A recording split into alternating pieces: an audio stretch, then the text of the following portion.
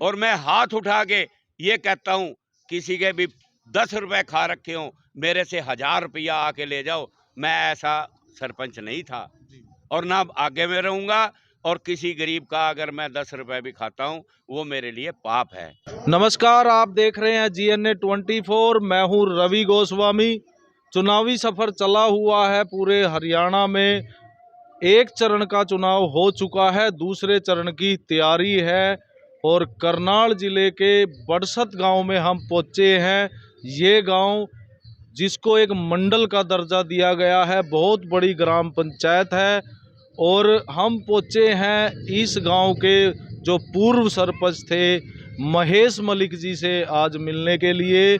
इनसे बात करेंगे और जानेंगे कि क्या क्या काम इन्होंने कराए हैं और भविष्य में इनकी क्या क्या योजनाएं हैं।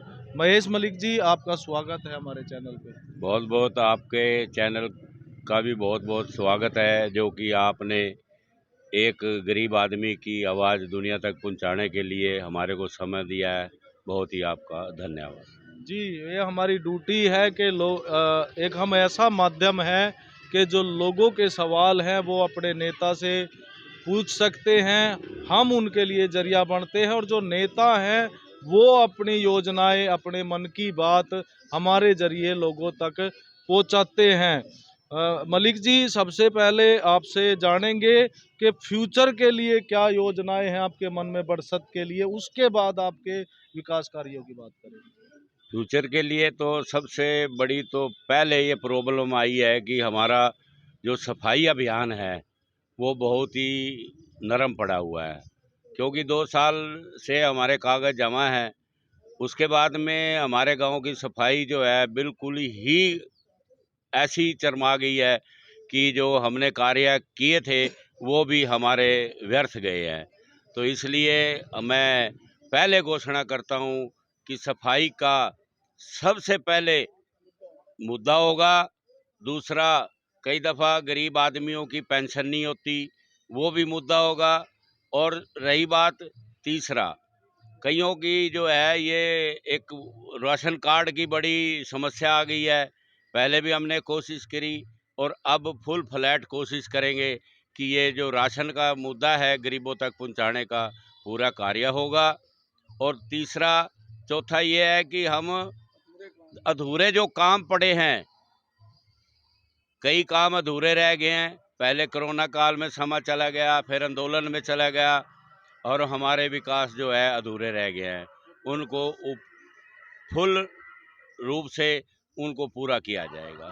जी, गंदगी की आपने बात की, गंदगी के लिए आपने प्लान बता दिया, वो भी हम आपसे पूछने वाले थे। एक जल भराव की बड़ी समस्या आपके बरसत में रहती है, उसके लिए कहीं हमने देखा रोड जाम तक हुए हैं, उसके लिए आपके पास क्या प्लान है? उसके लिए प्लानिंग ये है कि हमारे गांव में एक सीवरेज की कार्य आया हुआ है। उसमें सरकार ने एक सीवरेज और पानी की जल हर घर में देने की एक स्कीम चलाई हुई है। उसमें क्या है कि ये हमारे को काफ़ी प्रॉब्लम आ गई है कि साइड में नाले थे, उन्होंने सारे भर दिए और जो पानी था गांव का कहीं ना कहीं तो जाना है।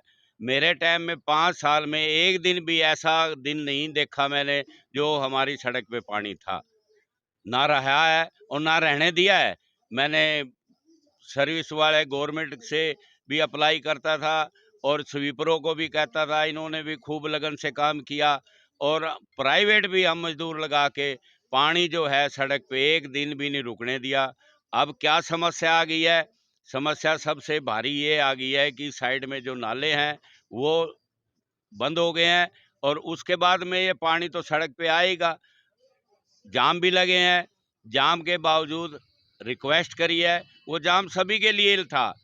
मैं उनको माड़ा नहीं कहता भी जाम क्यों लगाया है, क्योंकि समस्या बड़ी भारी थी।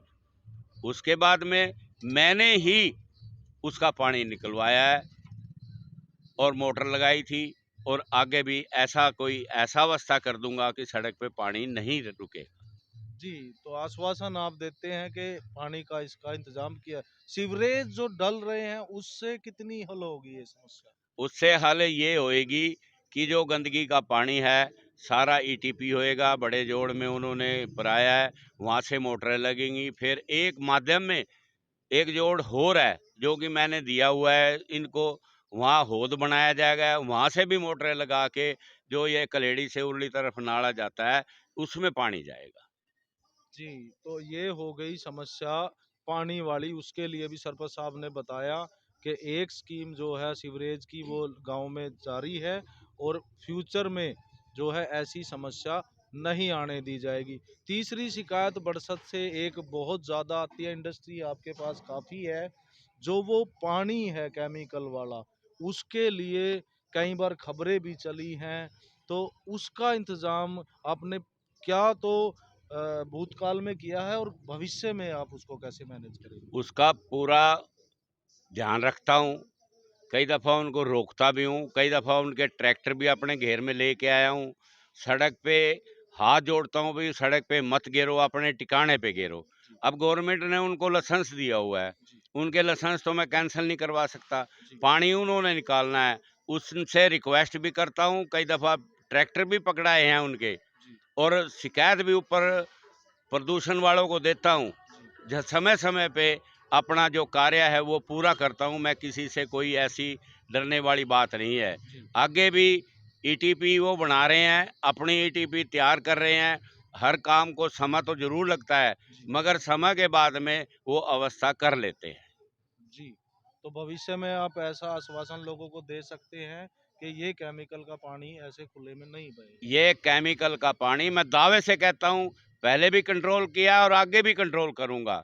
तीसरी बात ये कहता हूँ, लोग अड्डे पे बस अड्डे देख लो, उसको भी काम करवाया है, बाईपास भी मंजूर करवा रखा है, बस अड्डे पे जोड़ था, 5 पॉइंट बनवाया है।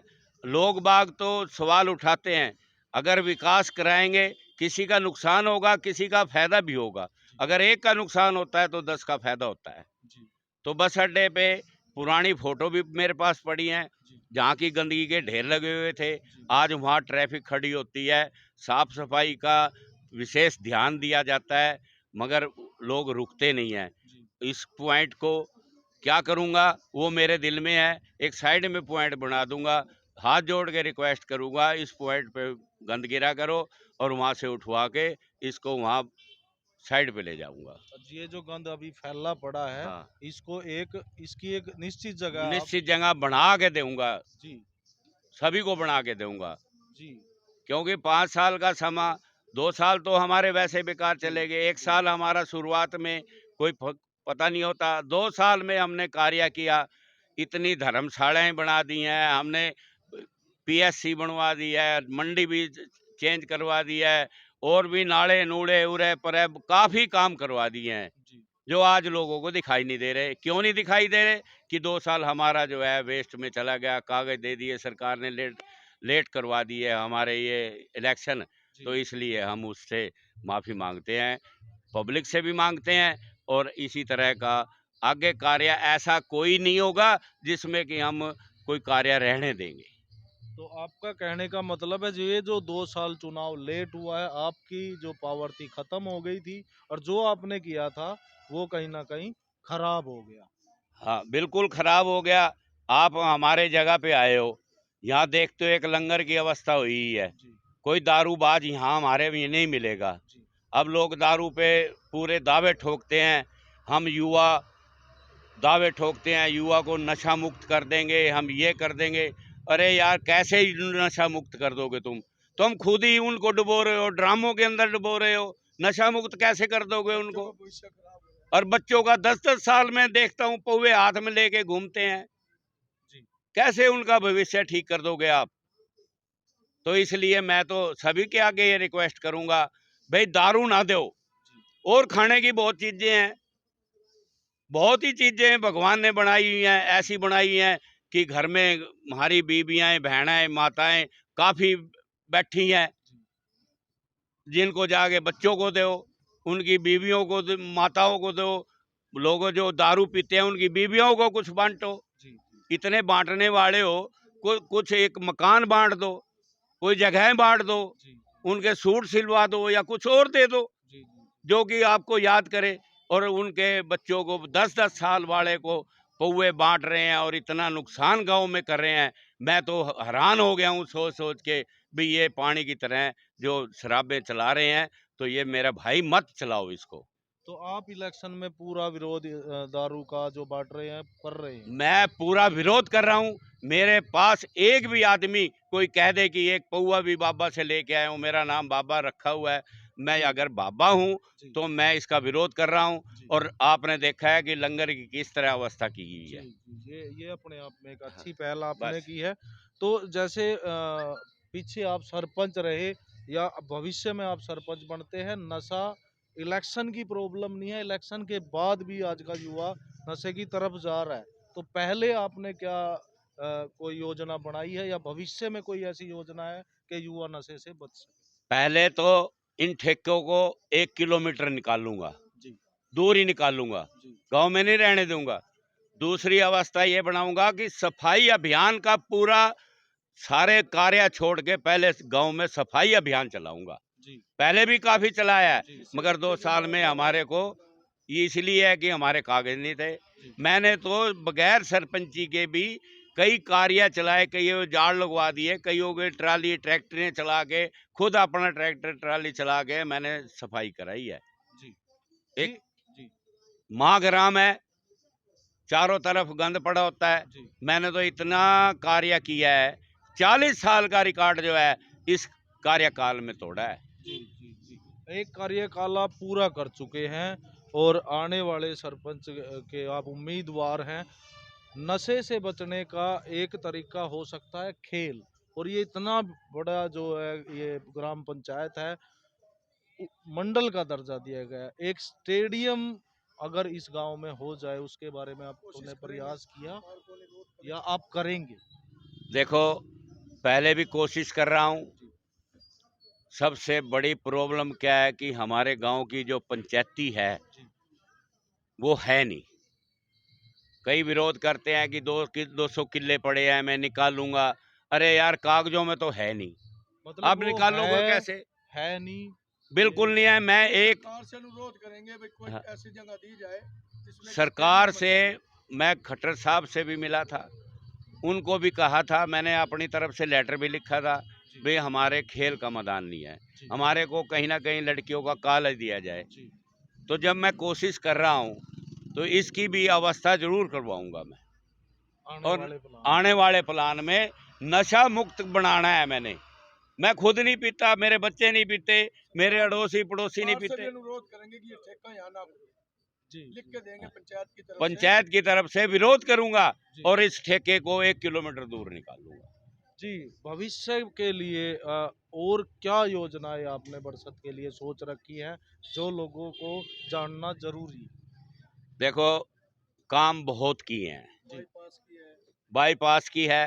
जी, जाम की समस्या बरसत हाँ, में ये बहुत है। हाँ, बाईपास की आपने कर दी है व्यवस्था, कब तक वो हो जाएगा? बिल्कुल खट्टर साहब ने बुलाया था मेरे को, जी। मेरे से बात हुई है, फाइल हमने चला रखी है। जी। अब वो सरकार का काम है। खेल के मैदान का भी चला रखा है, एक कॉलेज का भी चला रखा है, जी। और सीवरेज का है। वो पूरा उसी हो दिन गया। वो उसी दिन ही उन्होंने कारीगर भेज दिए थे, ठेके दे दिए थे। अब जो है समय तो लगता है। जी। पानी घर घर में जाएगा, जी। गैस चल रही है, उसकी भी प्रोजेक्ट आया हुआ है, सीवरेज का भी आया हुआ है। हमारा जो विकास की तरफ दौड़ है, ना कि हमारा किसी और की तरफ है। हम विकास कर रहे हैं और विकास करते रहेंगे, और विकास ही हमारा मुद्दा है। जी, बहुत अच्छी बात आपने कही कि बहुत सारी जो योजनाएं हैं सरपंच साहब ने सरकार को रिक्वेस्ट भेजी हुई है। इनका कहना है कि पहले कोरोना, फिर किसान आंदोलन, और उसके बाद करीब 1.5 से 2 साल का समय जो बिना सरपंच के गांव में गुजरा है, उससे थोड़ा जो है इनका विकास का जो सफर था वो ठहर गया। अंत में सरपंच साहब लोगों से क्या अपील करना चाहेंगे आप? अपील यही कर रहा हूँ, एक बार और मौका दो। सभी के आगे हाथ जोड़ के, जिसका नाम ही बाबा है, वो भलाई में जा रहा है। जी। और लोगों के आगे अपील करता हूँ, भाई एक मौका और दो, जो कार्य अधूरे हैं उसको भी पूरा कराऊंगा। आपको कोरोना काल की मैं बात सुनाता हूँ, 2 मिनट की बात है। जी जी कोरोना काल में 2 टेम्पू चलते रहे, जी 10-10 पतीले चावलों के थे, 6-6 सब्जियों के थे, 4 तंदूर थे। मैं लोगों से या आप माध्यम से पूछना चाहता हूँ, सरकार ने क्या मदद की है? अपने घर से लोगों को भूखा नहीं रहने दिया गांव के अंदर। जी आवाजें लगा लगा के कहता था, भाई जो भी गांव में भूखा बैठा है आके ये ले जाओ। जो आदमी इसके बारे में सोच सकता है तो वो क्या गांव के बुराइयों में भी सोचता है। जी और मैं हाथ उठा के ये कहता हूं, किसी के भी 10 रुपए खा रखे हो, मेरे से 1000 रुपया आके ले जाओ। मैं ऐसा सरपंच नहीं था जी और ना आगे में रहूंगा। और किसी गरीब का अगर मैं 10 रुपए भी खाता हूं वो मेरे लिए पाप है। जी दूसरा, मैंने खेड़े पे एक मंदिर बनाया था, गांव के आगे झोली बुला के छत्तीस बिरादरी के पैसे लगवा रखे हैं।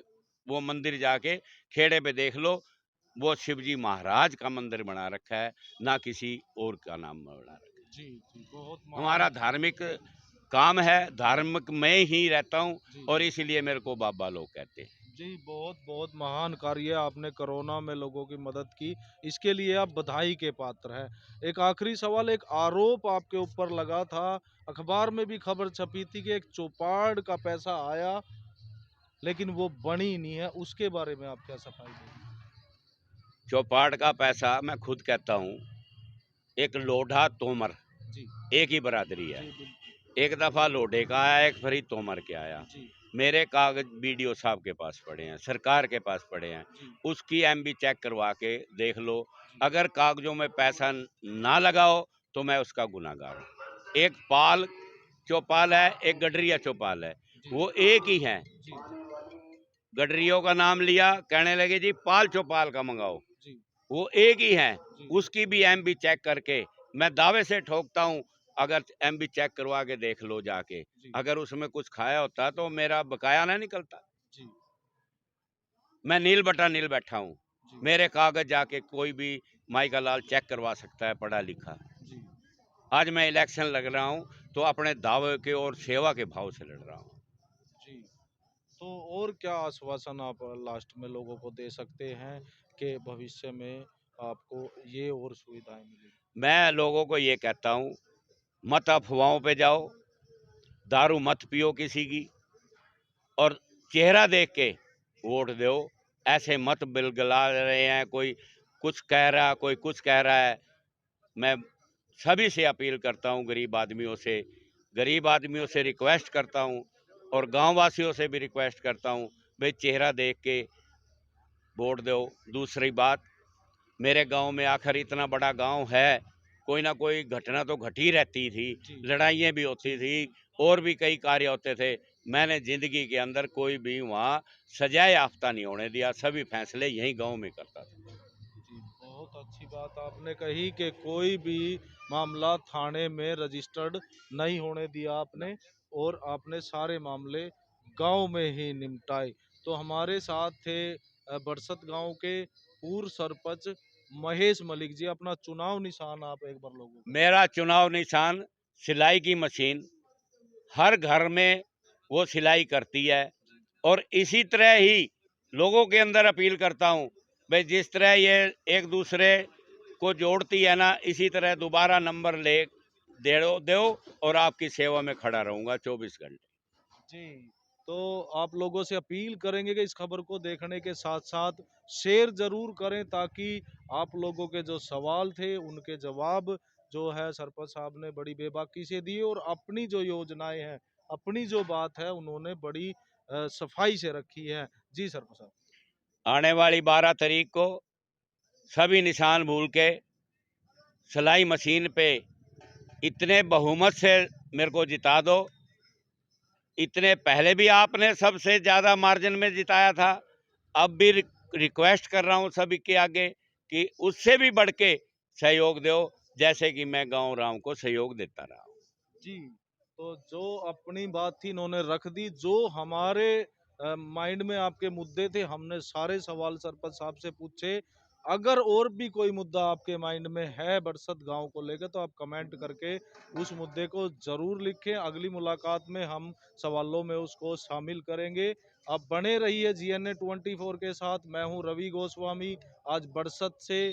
धन्यवाद।